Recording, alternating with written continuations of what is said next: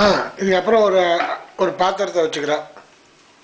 இதெல்லாம் தேவையில்லை, தேவையில்லை, நான் சும்மா போட்டுருக்கேன். என்னத்த? கடுகு தாளிச்சு போட்டேன். கடுகு இல்லாட்டாலும் பரவாயில்ல, கடுகு இல்லாட்டாலும் பரவாயில்ல, கடுகு தாளிச்சு போட்டேன். நீ அப்படியே அந்த பாத்திரத்தோட கடுகு தாளிச்சு போட்டு கடுகு வெடிக்குது. கடுகு வெடிக்கும்போது கொஞ்சோண்டு வெங்காயம் அதெல்லாம் அது. அப்புறம் புளி தண்ணி வச்சிருந்தா இல்லையா, புளி அதை அடைச்சி வச்சிருந்தா இல்லையா, அதை வந்து அதை விடுறேன்.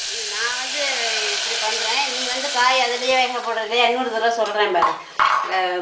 அந்த அது என்னது மசூர் டால் கொஞ்சம் தண்ணி விட்டு வேக வச்சு அதோட கொஞ்சம் பாதி வேகும்போது இந்த காய்கறியும் போட்டு நல்லா வேக வச்சதுக்கு அப்புறம் இப்போ நான் விட்டுருக்கேனே துளியோண்டு புளி, இந்த புளி தண்ணியை காய் வெந்ததுல நான் வந்து காய் ஆல்ரெடி வேக வச்சிருக்கேன். வந்து டைரக்டாவே வேக வச்சுக்கலாம். வெந்த காயை அந்த இந்த இது மசூர் டாலையும் போட்டு, மசூர் டால் தான் முன்னாடியே போட்டிருக்கேன். மசூர் டால் காய் வெந்திருக்கு. அது வெந்ததுக்கு அப்புறம் புளி தண்ணி விட்டு கொஞ்சம் கொதிக்க வை.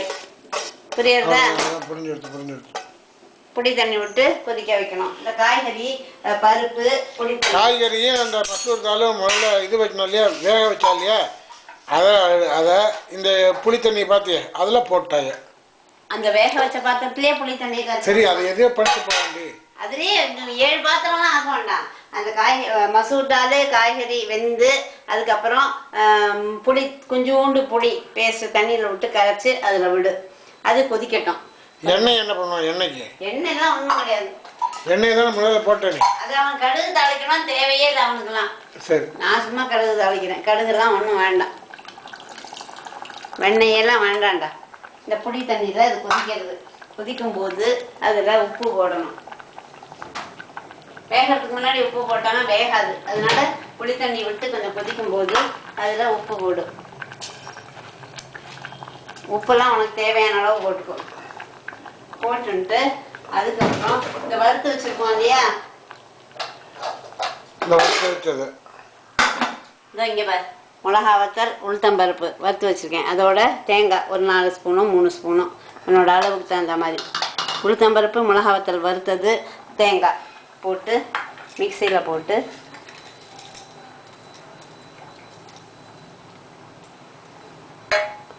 அரைச்சிக்கணும்.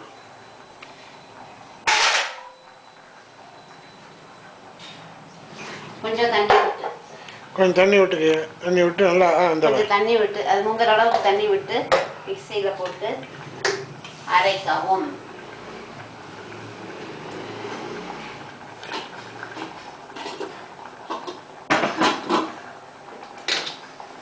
அதை பார்த்தேன் இல்லையா, அதை வந்து கொஞ்சோண்டு தண்ணி விட்டு மிக்சியில் உன்னோட சின்ன ஜார் இருக்கே அதில் போட்டால் போதும்.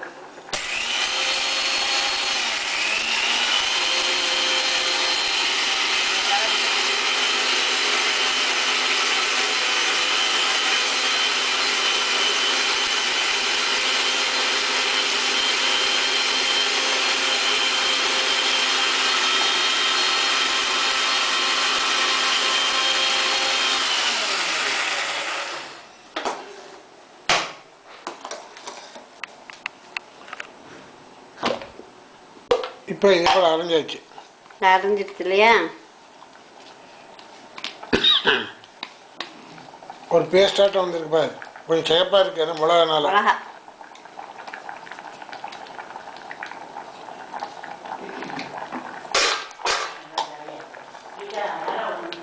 ஒரு நிமிஷம் ஒன்று உட்காருங்க.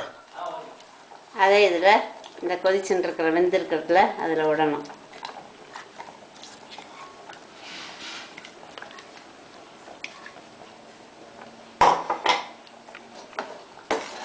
அண்ணா கலக்கே ஒரு கொதி வந்துடணுமா? அவ்வளோதான், கொதிச்சா சரி.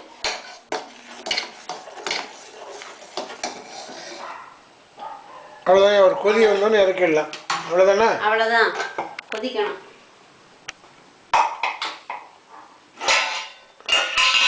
அவ்வளோதானே? அவ்வளோதான்.